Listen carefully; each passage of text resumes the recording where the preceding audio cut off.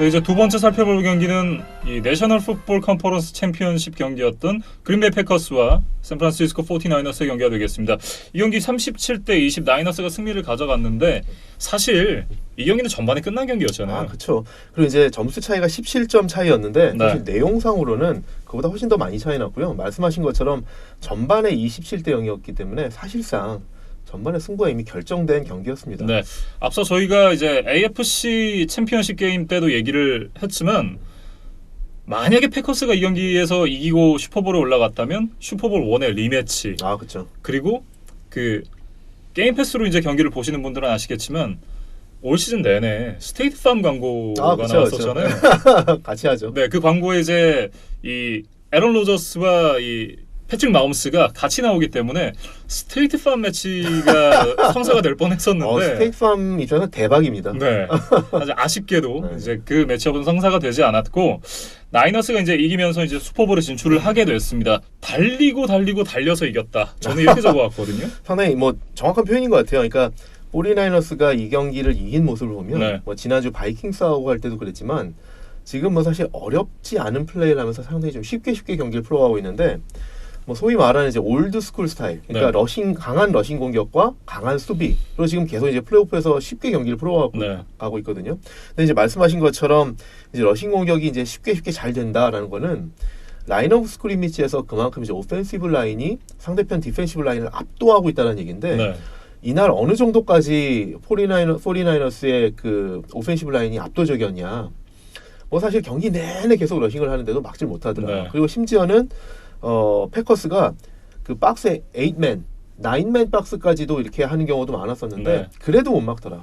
그리고 이제 사실 이날 보면 오펜시브 라인도 잘해줬지만 이날 사실 이제 패스를 많이 안 했기 때문에 조지 키틀도 이날은 리셉션 하나에 19야드밖에 안 해줬지만 네. 그 대신 오펜시브 라인 옆에서 런 블락킹을 정말 잘해줬다. 네. 그러면서 사실 이 팀 전체가 상당히 러싱 공격 위주로 쉽게 경기를 풀어가면서 상당히 좀 쉽게 경기를 장악했다. 네. 그리고 그 중심에는 라힘 모스터트라는 러닝백이 있었다라는 네. 건데 이 라힘 모스터트에 대해서 좀 말씀을 드릴까 해요. 왜냐면 이 선수가 올 시즌 전에 모스터트가 누구야? 그럼 아마 아시는 분이 많지 않았을 것 같은데 네. 이 선수가 사실 이제 2015년에 프로에 입단을 했는데 15년이니까 지금 이제 5년 정도 된 선수잖아요. 근데 그 5년 동안 무려 7개 팀을 돌아다니면서 한 곳에 정착을 못하고 네. 로스터 스팟을 차지하지 못한 거죠. 그러면서 주로 이제 스페셜 팀으로서 뛰었던 선수거든요. 네.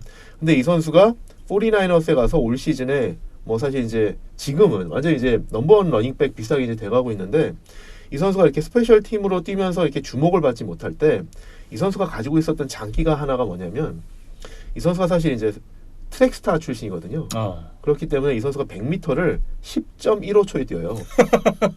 거의 육상 선수네요, 그렇죠. 진짜. 그런 스피드가 있기 때문에 일단 그런 확실한 무기가 있고 그다음에 이제 49어스에서 뛰면서 그 장점 중에 하나는 49어스가 뭐 데릭 헨리, 이지키얼 엘리엇, 뭐 아니면 탈걸 이런 선수들처럼 확실한 넘버원 러닝백이 없는 상태에서 네. 세 명의 비슷비슷한 러닝백을 로테이션으로 썼다.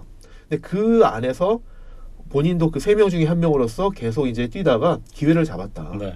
그런 것이 이제 어쨌든 어떻게 보면 기회, 행운이었는데 사실 시즌 초반에는 맷 브레이다, 그다음에 이제 테빈 콜맨이 더 기회가 많았죠. 네.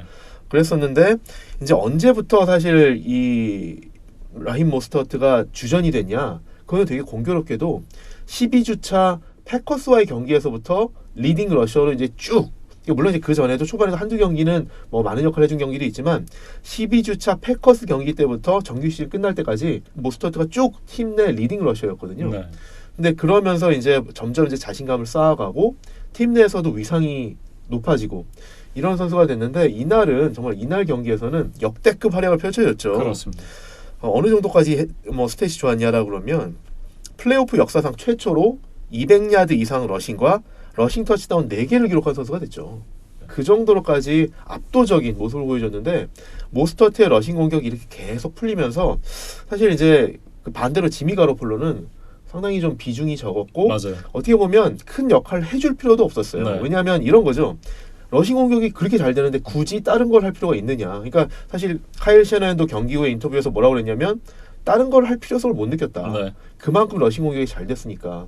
뭐 심지어 8맨, 9맨 박스를 상대로도 계속 러싱 공격이 잘 됐으니까 굳이 뭐 가로폴로를 통한 뭐 리스키한 플레이를 할 필요가 없었다라는 네. 생각을 한 거죠. 사실 저는 이걸 보면서 예전에 이진만 위원이 해줬던 얘기 중에 정말 이 고대 풋볼은 쿼터백이 그쵸. 러닝백에게 공을 연결해주는 역할만 했었고 러닝백이 주축이었다라는 그쵸, 얘기를 해주신 적이 있잖아요. 그쵸, 예전에. 네, 저는 그게 이런 풋볼이 아닐까 하는 생각을 해봤습니다. 그렇죠. 약간 정확한 표현인 것 같습니다. 어떻게 보면 이제 고대 풋볼 같은 그런 네. 모습이 좀 보여졌는데 사실 전 이걸 보면서 무슨 생각을 했냐면 이날 그 어느 정도까지 이제 러싱 중심으로 하고 가로폴로가 뭐 패스를 많이 안 했냐 그러면 패스 시도를 단 8개만 해서 네. 77야드 패싱을 했거든요. 맞아요. 그러니까 물론 그 정도로 패스를 할 필요가 없었다는 거지만 전 이 경기를 보면서 뭐가 생각이 났냐면 지난 2주 동안 테너시 타이탄스가 이랬다. 그러니까 데릭 헨리가 정말 압도적인 공격을 했었잖아요. 그렇죠. 경기당 180야드 이상. 네.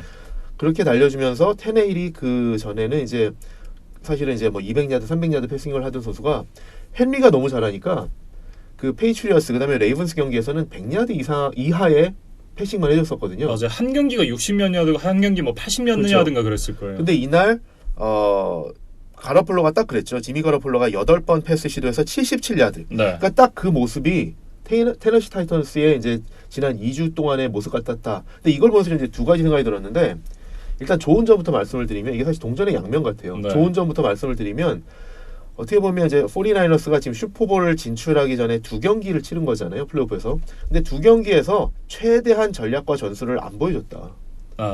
사실 카일 셰넌 감독은 상당히 다양한 공격을 쓸 줄 알고 네. 상대방에 따라서 사실 좀 이렇게 유두리 있게 그렇죠. 다양한 선수를 써가면서 다양한 공격을 하는 감독이잖아요. 네. 그런데 이제 슈퍼볼을 앞두고 그걸 다 감췄다.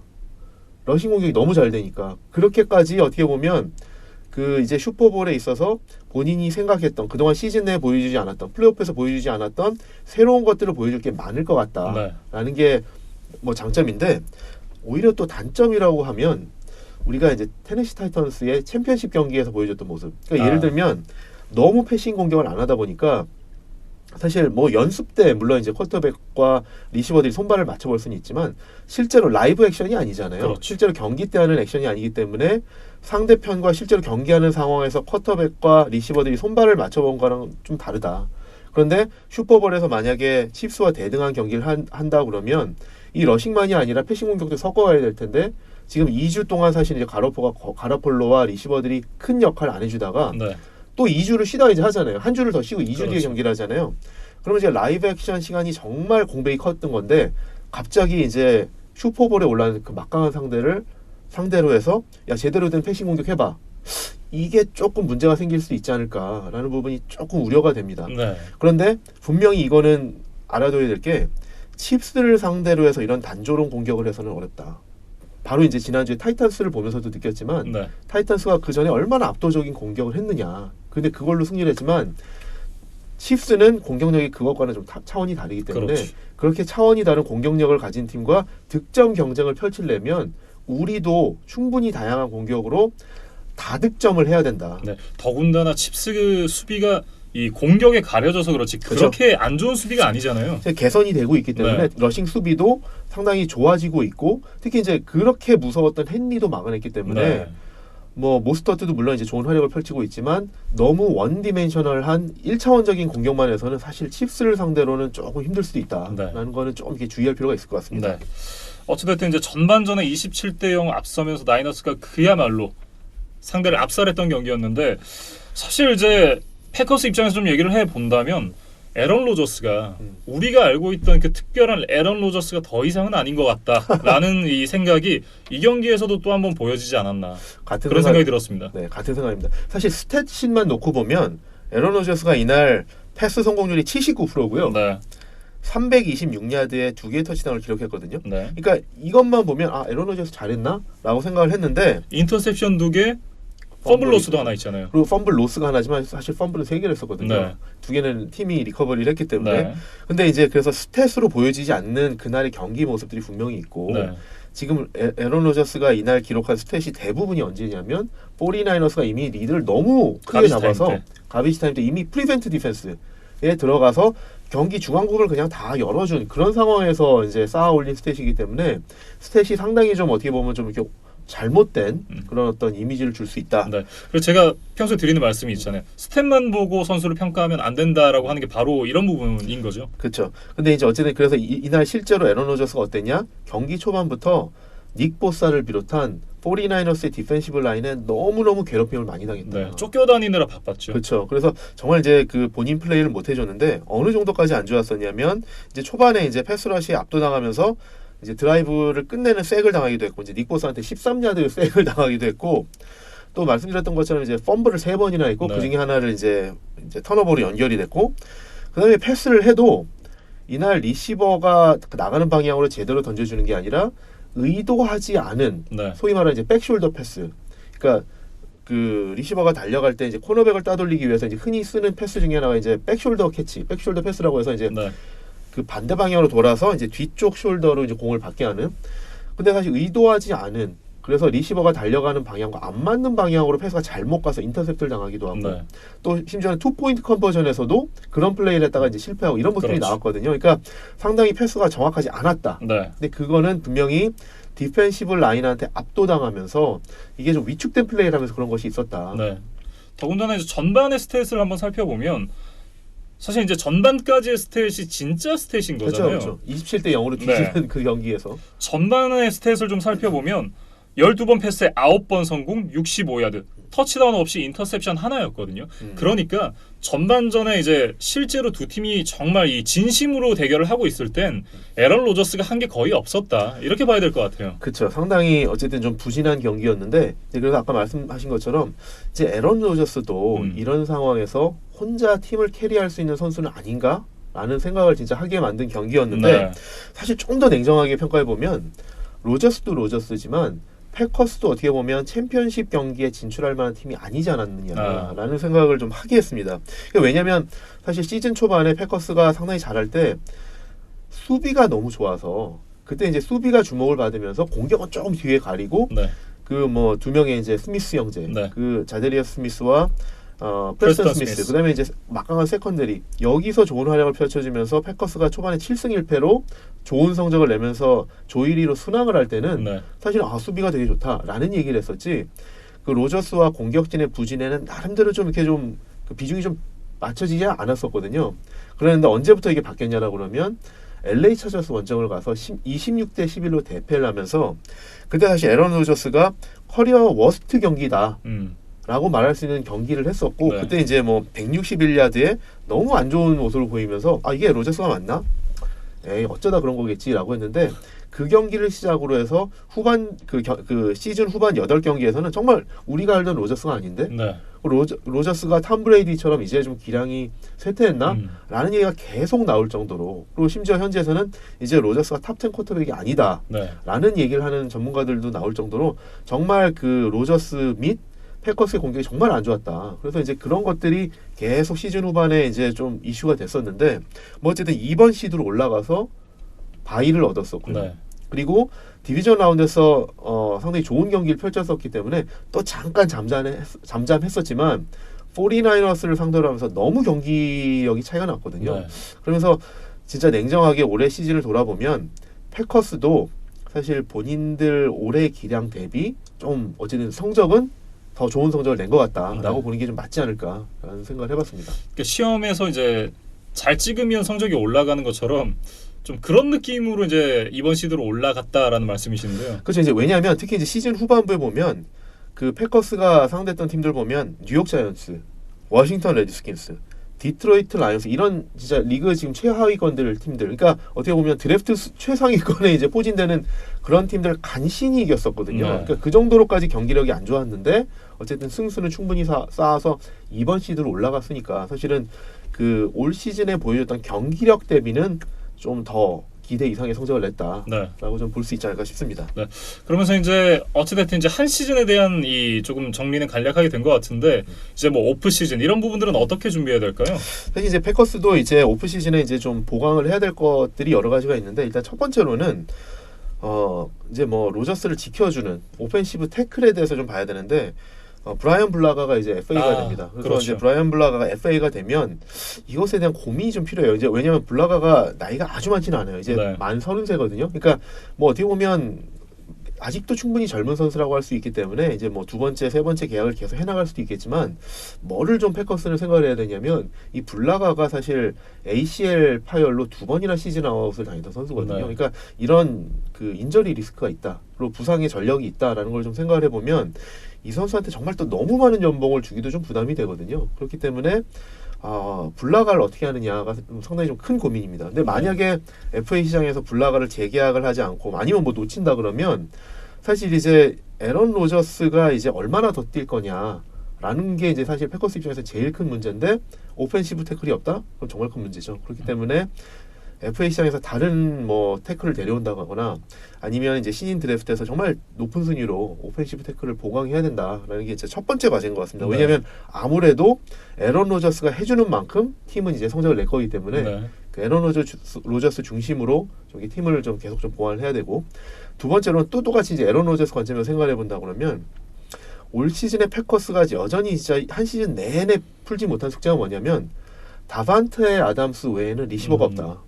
그러니까 넘버원 리시버로서 아담스는 충분히 역할을 해줬는데 아담스가 빠지거나 아니면 아담스가 뛰어도 그 반대편에서 아담스의 부담을 좀 덜어줄 넘버2 리시버를 찾지 못했다. 네. 1년 내내 못 찾았거든요. 그렇죠. 그게 상당히 큰 과제고 에런 로저스는 본인과 이렇게 손발이 맞는 선수가 아니면 아예 잘 패스도 안 하기 때문에 아담스한테 부담을 덜어주는 것도 중요하지만 그 에런 로저스한테 믿음을 줘서 에런 로저스가 충분히 패스를 해줄 수 있는 그런 타겟을 가져다 줘야 된다. 네. 이게 좀 중요한 과제인 것 같습니다. 그리고 또 에런 로저스가 이제는 그런 자존심을 좀 내려놓을 때도 되지 않았나 이런 생각도 한편으로 들기는 해요. 네, 그래서 그런 부분도 어쨌든 오펜시브 태클, 넘버2 리시버가 이제 공격에서 좀 필요한 것 같고 또 하나 뭐가 있냐면 이제 수비에서도 보면 올 시즌에 이제 2명의 좋은 FA 패스 러셔를 찾아서 그 디펜시브 라인이 상당히 좀 막강해졌고 네. 또 어떻게 보면 이제 라이벌 시카고 베어스에서 데려온 게 자유계약 선수 에이드리안 에이모스 그다음에 이제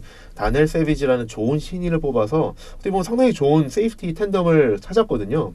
그거에 반해서 러싱 디펜스는 좀 취약했어요. 네.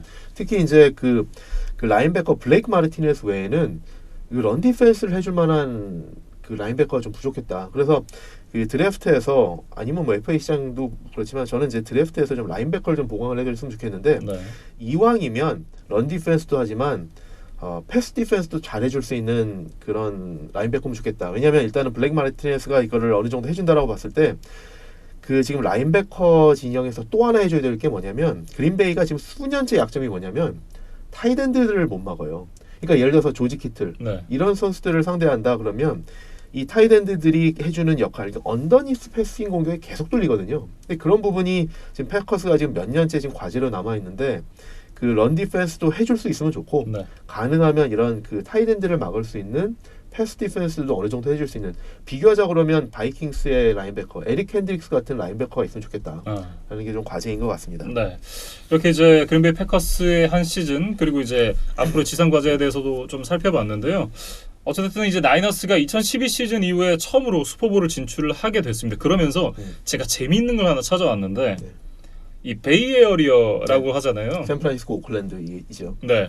이 베이에어리어에 위치하고 있는 팀들이 2012년 이후에 꼭 한 팀씩은 이 파이널 그리고 뭐 슈퍼볼 이런 챔피언십에 꼭 올라가더라고요. 그러네요. 뭐 최근에 골든 스테이트 워리어스가 뭐 5년 연속 나갔고 계속 갔었기 때문에 뭐 49ers가 가고 그 아마 이제 좀 7년 연속이라고 그러셨나요? 네. 2012 시즌부터 이제 자이언츠 그때 당시에 월드 시리즈 우승했죠. 그렇군요. 그리고 13년도 그러니까 12 시즌 이 슈퍼볼 나갔을 때 13년이잖아요. 그렇죠. 연도가. 그 나이너스가 그때 당시에 이제 슈퍼볼에 진출을 해서 그때는 아쉽게 접고 그리고 이제 14년도 그때는 또 자이언츠가 월드 시리즈 이제 그렇죠. 세 번째 우승할 때. 그렇죠. 그리고 이제 15년부터 19년까지 이 골든 스테이트 워리어스가 당시 이제 오클랜드에 있을 때 그때 이제 5년 연속 파이널에 진출해서 3번 우승했고. 그렇죠. 네.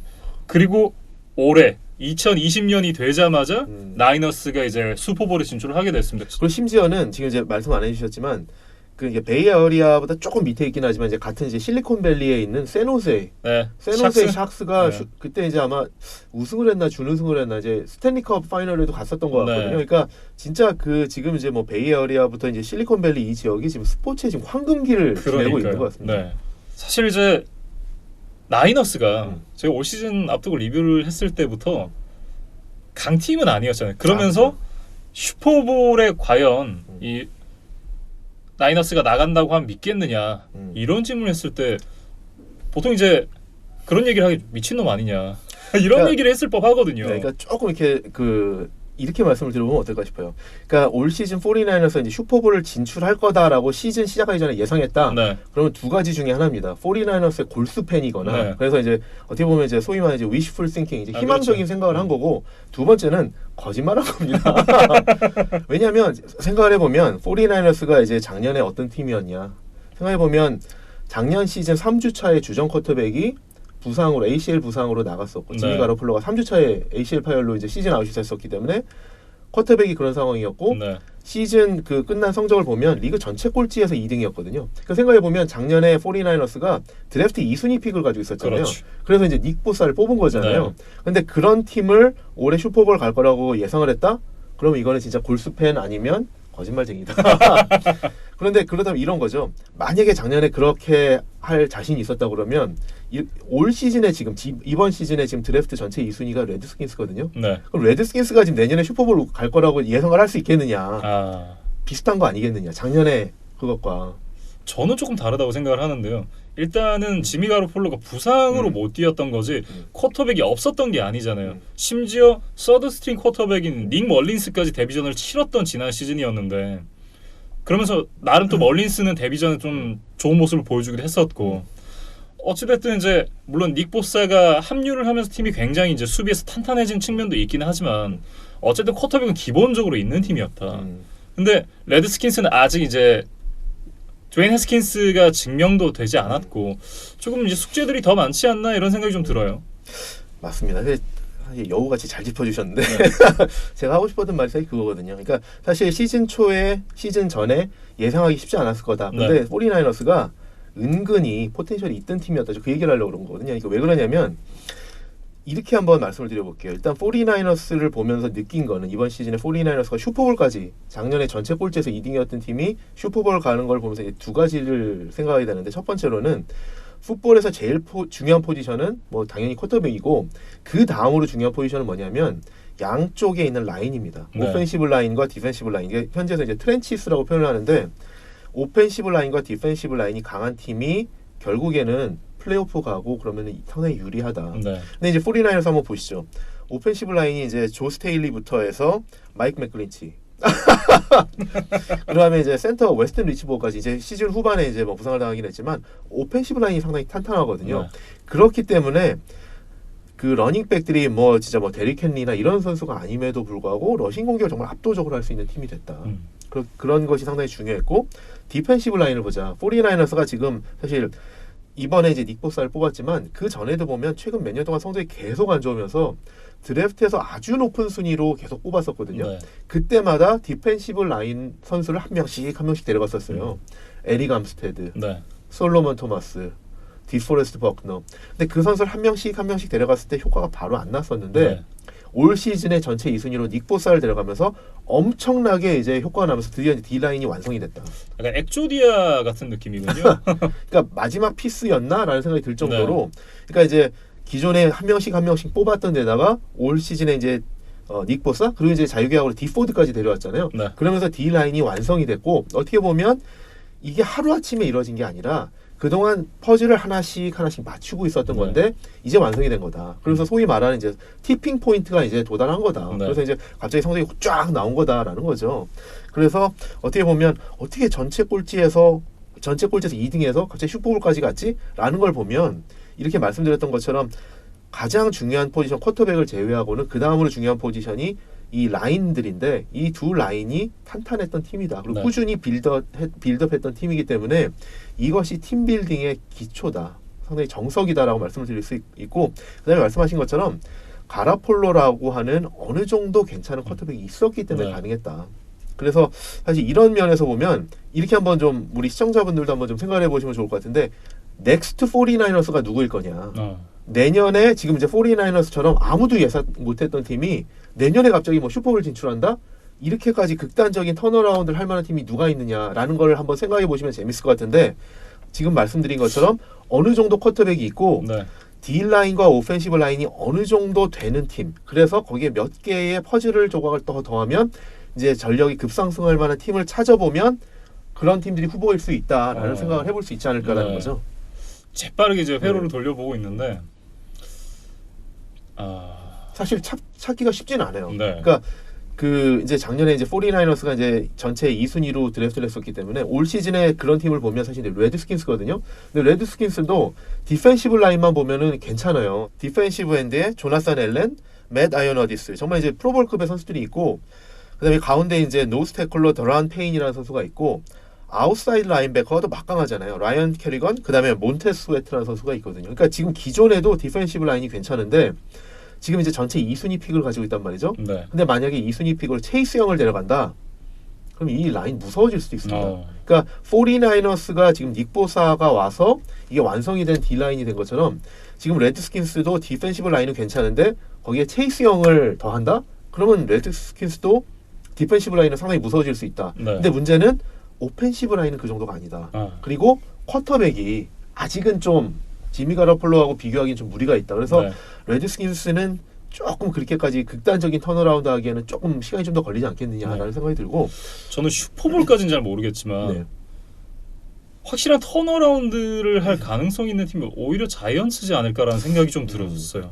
근데 자이언츠는 이제 2공식 앞에서 말씀드렸던 것처럼 양쪽 이제 라인, 네. 온라인, 딜라인 그다음에 이제 뭐 쿼터백 이런 걸 봤을 때 쿼터백이나 뭐 러닝백이나 이런 선수들은 뭐 괜찮은데 사실 자이언츠가 디펜시브 라인과 오펜시브 라인이 좀 취약하거든요. 그렇죠. 근데 그 부분을 이번 FA랑 이제 드래프트에서 보강을 한다면 굉장히 좀 다른 모습을 보여줄 수 있지 않을까. 특히나 오라인을 강화하는 순간 이 세이콘 바클리라는 러닝백을 갖고 있는 자이언츠이기 때문에 사실 올 시즌에 뭐 부상도 있었고 오라인이 약하면서 이제 이렇다 할 활약을 보여주진 못했잖아요. 그래서 이제 온라인은 그렇게 할 수 있을 것 같아요. 한두 네. 명을 데려오고 그다음에 뭐 사실 어떻게 보면 타이드엔드까지 런 블로킹을 한다고 그러면 그게 충분히 가능할 것 같은데 더군다나 이제 뭐 훌륭한 러닝백이 있으니까. 네. 근데 디펜시브 라인은 49ers를 보면서 우리가 느끼는 거는 디펜시브 라인이 이렇게 압도적으로 상대방을 압살할 정도의 이렇게 강력한 라인을 가지려면 한두 명의 선수는 안 된다. 그렇죠. 그러니까 진짜 여러 명을 잘 차곡차곡 네. 쌓아 나온 다음에 거기에 진짜 완전히 스타 플레이어 하나가 돼야지 퍼즐이 완성된다. 네. 그래서 예를 들어서 이거죠. 바이킹스 같은 경우에도 양쪽에 디펜시브 엔드 두 명 좋은 선수들 있잖아요. 그렇죠. 에버슨 그리핀, 그다음에 네, 다니엘 헌터. 그런 팀들이 꽤 있어요. 그런데 이 네 명의 디펜시브 라인, 그다음에 그 뒤에 예를 들어서 백업들까지 이렇게 막강한 디펜시브 라인을 가지려면 정말 피스가 많아야 된다. 그렇죠. 근데 자이언츠가 지금 한 시즌 만에 한 번에 오프 시즌 만에 디펜시브 라인을 그렇게 지금 49ers처럼 턴어라운드 시킨다? 그건 좀 무리일 것 같다. 그러니까 제가 말씀드렸던 게 슈퍼볼까지는 아니지만 그렇죠. 턴어라운드를 한다 그러면 자이언츠도 좀 가능성이 있지 않나라고 얘기를 했던 게 좀 뭐 개인적인 생각이니까. 네. 네. 그렇죠. 근데 저는 NFC와 AFC에서 한 팀씩 뽑아본다 그러면 저는 NFC에서는 캐롤라이나 팬터스. 팬터스가 올해 이제 전체 7순위 픽을 가지고 있거든요. 네. 근데 이제 어쨌든 이제 캠 뉴튼이 될지 누가 될지 이제 쿼터백이라는 과제가 있지만 그 캐롤라이나도 지금 보면 디펜시브 라인이 괜찮아요. 팀은 굉장히 탄탄하죠. 디펜시브 라인이 괜찮고 오펜시브 라인도 이제 사실 올해 이제 좀 뭐 이렇게 부상이 좀 있긴 했지만 나쁘진 않은 것 같다. 네. 그런데 거기에 이제 또 공격에서 이제 어쨌든 쿼터백을 잘 찾는다라 그러면 오펜시브 라인 뒤에 있는 플레이메이커들이 많거든요. 네. 그래서 디펜시브 라인도 괜찮고 그 외에 이제 나머지 선수들이 괜찮기 때문에 쿼터백을 확실히 좀 해결책을 찾으면 포텐셜이 있지 않을까라는 생각이 들고 다만 키클리의 공백을 어떻게 메울 것인가가 또 하나의 과제가 되겠죠. 네. 그다음에 이제 AFC에선 한 팀을 뽑는다 그러면 저는 이제 덴버 브론코스입니다. 그거 의외인데요. 덴버 브론코스는 이제 디펜시브 라인이 3-4 시스템을 쓰는데 아웃사이드 라인베커 2명, 본 밀러, 그다음에 브래들리 첩 이 두 콤비는 사실 이제 리그 최강급이라고 할 수 있을 것 같고요. 네. 이제 3-4 디펜시브 엔드도 보면 뭐 이제 데렉 울프라든지 그다음에 이제 뭐 디마커스 워커, 그다음에 아담 고스이스라는 이제 디펜시브 태클 이런 선수들이 디펜시브 라인이 좀 나쁘지 않은 것 같다. 네. 특히 이제 패스러시를 해주는 양쪽에 있는 아웃사이드 라인베커들이 또 막강하기 때문에 저는 D 라인이 괜찮은 것 같다는 생각이 들고요. 오펜시브 라인도 최근에 몇 년 동안 계속 이제 그 드래프트에서 높은 선수로 뽑았었거든요. 이제 게렛 볼스라든지 뭐 돌튼 라이스너라든지 좋은 선수들 이렇게 한 명씩 한 명씩 지금 블록을 쌓고 있기 때문에 양쪽 라인들이 괜찮다. 그리고 쿼터백이 주루 락이 뭐 물론 몇 경기 안 뛰어봤지만 젊은 선수인데 괜찮을 수도 있다. 일단 나쁘지 않았다. 나쁘지 않았다. 그래서 저는 여기다가 그 D 라인이든 올 라인이든 조금만 더 보강을 하고 뭐 자유계약으로 조금 돈을 써서 보강을 한다 그러면 뭐 또 사실 또 그 외에 이제 보면 러닝백 필립 린스이 괜찮죠. 네. 그다음에 올 시즌에 어쨌든 또 수학이라고 한다 그러면 넘버원 리시버를 발굴했다. 코틀랜드 서튼이라는 이제 넘버원 리시버를 찾았기 때문에 은근히 좋은 피스들이 꽤 있어요. 네. 그래서 디펜시브 라인이 괜찮은데 거기다가 한두 명을 더한다 그러면 또 모르죠. 49ers처럼 압도적인 디펜시브 라인이 된다 그러면 갑자기 또 이렇게 의외의 턴어라운드를 할 수도 있다. 네. 그런 부분들이 또 있어서 뭐 지금 너무 뭐 성급한 감은 있지만 굳이 지금 이제 시즌이 끝나가는 시점에서 49ers 같은 팀을 지금 미리 한번 찾아본다면 뭐 저는 이 정도로 좀 찾아볼 수 있을 것 같습니다. 네. 과거에 있었던 팀에서 좀 찾아본다 그러면 어떤 팀들이 좀 있을까요? 네, 그게 제가 이제 49ers를 보면서 느낀 두 번째 이제 포인트 말씀드리려고 하는 건데 49ers처럼 이런 극단적인 턴어라운드가 가능하다라는 것이 NFL이 정말 이렇게 성공적인 리그로 미국에서는 네. 성공적인 리그로 자리 잡을 수 있었던 정말 그 인기의 비결이 아닐까라는 생각을 하는데 사실 이제 보면은 올해 49ers 그리고 2년 전에 LA 램스를 보면 LA 램스가 4승 12패였거든요. 네. 근데 2년 만에 슈퍼볼에 갔었잖아요. 그렇죠. 물론 이제 숀 맥베이랑 감독이 오면서 그래서 진짜 이렇게 극단적인 턴어라운드가 된다. 그리고 또 이런 극단적인 경우만이 아니더라도 그 매년 플레이오프를 보면 절반 정도의 팀이 바뀌거든요. 네. 그러니까 2017년 시즌에서 18년 시즌으로 가면서 12개 플레이오프 팀 중에 7개 팀이 바뀌었었고요. 네. 작년이었던 2018년에서 이번 시즌이었던 2019년으로 오면서 12개 팀 중에 5개 팀이 바뀌었거든요. 그러니까 뭐 매년 거의 플레이오프에 진출하는 팀 중에 절반 정도가 이제 물갈이가 된다라는 것이 보면은 모든 팀들이 희망을 가질 수 있는 그런 리그다. 네. 모든 팬베이스들이 아 올해는 우리 팀이 될까? 그런 게 가능하고 또 이제 지난주에 말씀드렸던 것처럼 볼티모어 레이븐스처럼 한 해 동안 정말 압도적인 모습을 보였던 팀도 슈퍼볼에 간다는 보장이 없다. 네. 그러니까 정말 이게 그 평준화가 잘 돼 있어서 정말 어디서 예상 못하는 팀이 갑자기 튀어나와서 우승을 노릴 만한 팀이 되기도 하고 우승까지는 아니더라도 플레이오프에 진출하는 팀이 절반씩 이렇게 바뀐다라고 그런 거는 정말 이제 전국구 차원에서 모든 팀들이 정말 그 모든 팬베이스들이 그 희망을 갖고 볼 수 있는 정말 네. 그 이게 정말 미식축구가 NFL이 미국에서 인기 있는 비결이 아닐까라는 생각을 해봅니다. 네. 참 이 샌프란시스코 49ers가 슈퍼볼에 진출한 것이 많은 의미를 담고 있었네요. 네, 그래서 이제 어쨌든 뭐 49ers가 네. 이렇게 뭐 여러 가지 생각을 하게 하는데 또 재밌는 건 이제 뭐 이제 이거는 이제 다음 주에 저희가 이제 슈퍼볼 프리뷰를 하면서 이제 다룰 얘기지만 슈퍼볼 이제 두 팀 칩스와 49ers의 매치업을 보면 이제 그 고트 이전의 고트 조 몬테나가 뛰었던 두 팀의 대결이거든요. 그러니까 아, 그러네요. 일명 조 몬테나 볼이라고 할 수 있습니다. 그래서 네. 이거는 프리뷰를 할 때 다음 주에 한번 좀 다뤄보도록 하겠습니다. 네. 이렇게 이제 그린베이 패커스와 샌프란시스코 49ers의 경기에 대한 리뷰까지 해봤습니다. 아, First and 24가 이렇게 빨리 끝났어요. 두 경기밖에 없었기 때문에 네. 저희는 이제 다음 주에 슈퍼볼 프리뷰로 돌아오도록 하겠습니다.